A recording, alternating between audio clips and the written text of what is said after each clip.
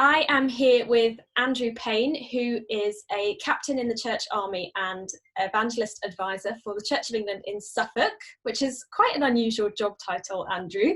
Do you want to tell us a bit about how you came into those roles and what they actually mean? Yeah, hi. Good to be here. Thank you. Yes, evangelist, a bit of a scary word, isn't it, for a lot of people? I think when you say the word evangelist, I wonder what immediately comes to people's minds. It might be Billy Graham or something like that. Well, that's not quite so bad, but it could be the man on the street corner waving his black Bible and standing on his soapbox shouting away or something like that. And we think, something we want to stay clear of. But that's not really, that's not really what we're looking for as an evangelist. I think an evangelist is someone who's really got a heart for people outside the church, really. Evangelism is about sharing the good news, and people have that heart. So, and that's where I've always been, really. I became a Christian in my teens, but I've not really... church has always been there and it's been good, but it's not something I've always wanted to see myself within the church. I've always seen myself trying to be that link between church and outside. And I first came across Church Army actually in America. I was running an outreach organisation called Capital Outreach. We used to do music and drama things all over around Washington DC and all around there. And I got a phone call from this chap who said, "I'm Captain so and so from Church Army." And I said, "What's that?" And he said, "I'll come down and we'll have a chat." And that was when I first heard about it. And I thought, "Oh, yeah, actually, I fancy this." And of course, when I came back to England and looked at ministry, it was always pushing towards the ordination thing for everybody. And I was like, that's not really what I want to do. And then, so I looked at Church Army again. And it's like, this is it. So that's how I got involved in Church Army. And yes, evangelism, and still doing it, really. So if it's not, standing on the street corners with your Bible in hand, can you give us a bit of an insight into what the role of an evangelist kind of looks like? Yeah, I think an evangelist is someone who wants to share their faith, who wants to share the good news. Evangelism is share of the good news. So an evangelist is going to want to be outside the church, involved in various ways. Again, I've had a number of roles. I've been in chaplaincy, I've done teaching and training, and other things. I've been running Fresh Expressions of Church, Cafe Church, and other things. I've done various chaplaincies in those roles. So an evangelist can fit into anything like that, really. And we have our current evangelists who are licensed in this diocese, work also in various roles. One person tries to run a Fresh Expression in a pub. One person is trying to do that at a cafe church, in a church, actually, in a church setting. Somebody is working it again in chaplaincy. I've got a couple of people working in chaplaincy. And one lady is involved very much in lots of different things in the parish, going into schools and everything as well. So it covers a diversity of things. Yeah. So the evangelist is someone who wants to be out there as well, but actually also have one foot in the church too, because our role as evangelists is to be encouragers and enablers of those within the church to be able to be confident in sharing their faith. We often hear people saying we're all called to be evangelists. I don't think that's true. I don't believe that. Evangelism is a specific role. And we talk about that in the New Testament. We talk about apostles, prophets, evangelists, pastors, teachers. So it is a specific role. We're not all called to be evangelists, but we are all called to be witnesses. We are all called to be able to give an answer for the faith that we have when people ask us. And so the evangelist is there to be an encourager and enabler of people to be able to do that as well. And we have various resources to do that. So things like faith pictures that some people have run and some churches have run. It actually helps those of us inside the church to be able to give a response when people say, "Why are you a Christian?" rather than us often just clamming up and not wanting to talk about it because we're afraid that we might upset people. So it's twofold. It's one foot in the church doing that. It's one foot outside the church doing those things. Of course, all ministries are similar to that. It's what your main focus is. And if your main focus is to be that sharer of faith, bringer of good news, encourager and enabling of others to do the same, then you're probably an evangelist. Yeah, that's great. It's really encouraging just hearing you speak about it. I wonder if you could give us a bit of an insight, maybe drawing from your own story or from the stories of people who have gone forward to become licensed evangelists. How might somebody know that this is something that God is calling them to specifically? How might they know that they're gifted in that way to be an evangelist? That's a very good question. I think you know, because you're probably already doing it. You know in your heart where your passion is, and so you're already probably involved and engaging with something like that. I don't think it's something that people think, oh, I want to be an evangelist.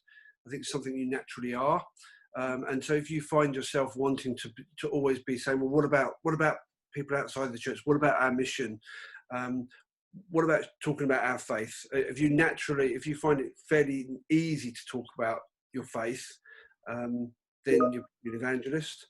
I've heard it also said that the evangelist can be a bit of the church irritant, and maybe that's there too. Maybe if it's you that's always saying, if you're saying what about, and people say, oh, there he goes again, or there she goes again, talking about mission, then you're probably an evangelist as well. And again, I think if you're feeling that way, talk to people around you and see what they think. Talk to your incumbent, talk to your vicar, and that's always a good person to start and say, look, I'm feeling called into ministry, into licensed ministry. It's probably not being a vicar, and that's what it was with me. I knew that's what I didn't want to do, rather than necessarily what I did. And sometimes it's actually looking along those, pushing those doors and saying, actually, I'm feeling called into ministry, but that's not it. And we find out what it is, because I think even now I've been commissioned 22 years as church army evangelist, and I still struggle with the word. I've got used to it now because of the connotations it has. But talk to people as well, and particularly say talk to your incumbent and say what you're feeling, and hopefully they will encourage you where to look and take it forward. Let's say we have some people watching perhaps who think, oh, maybe I do want to speak to somebody about this.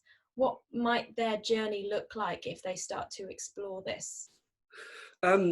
Well, I'd say first of all, talk to your incumbent, or to somebody, a senior leader in the church. I think that's always a good starting point, and to do that, and some friends as well, and hopefully they'll encourage you to say take it further. And then the best thing is to get in touch with me. So you can drop me a line. You can find me on the website, and drop me an email or phone number. You can try me on, and we can have a chat. And I think that's the best thing to do. We have a chat. And then there is a course available, which we call the Share course, which is actually, again, it's about honing those skills. And you can do that to enhance yourself and enhance your ministry. You could use that as a stepping stone. If evangelism isn't for you, then maybe something else is. You can use it for that. Or you can take it forward for licensing. If you want to be licensed as an evangelist, again, if you do that, we do an agreement with your local church as to what your role will be, and look at the best way forward for you and for your ministry. But talk to your incumbent first, and then talk to me and get in touch. And I'd love to have a chat with you. And there's no obligation. No, you don't have to buy. Just have a chat. Just dip in. So just a moment ago, you've said something that I'm quite interested to push you a bit further on. You said you're still kind of coming to terms with that word evangelist and that title. How do you speak to people outside of the church about your role and that kind of language? Well, I don't always say I'm an evangelist, actually. It's quite interesting. I often say I'm a church minister or a licensed lay minister or something like that. But and then talk about what my role is, rather than say I'm an evangelist. Sometimes you say you're an evangelist and the barriers go up, and it can be a conversation stopper. So yeah, I think you again, you adapt. There's no pattern, is there? There's no pattern. There's no set way of doing things. I think we adapt. Whoever's asking us the questions. I think the key thing is just hopefully that they'll keep asking them, but you put it across in a way that's that they want to find out more. So I might often say about something I've done. I mean, a good example would be when I run faith pictures, for example. Recently, I've run faith pictures recently, and one of the sessions we actually have jelly babies, where we pick a colour, and we think about the different colours, and the colours represent how we see God, how we think God sees us, and things like that. So I'm at the shop, at the checkout shop, and I've got 20 bags of jelly babies. And of course, what are those for? So I'm in, you know, I'm running a course at church, and we're sharing jelly babies. Now, jelly babies in church? You know, what sort of church do you go to?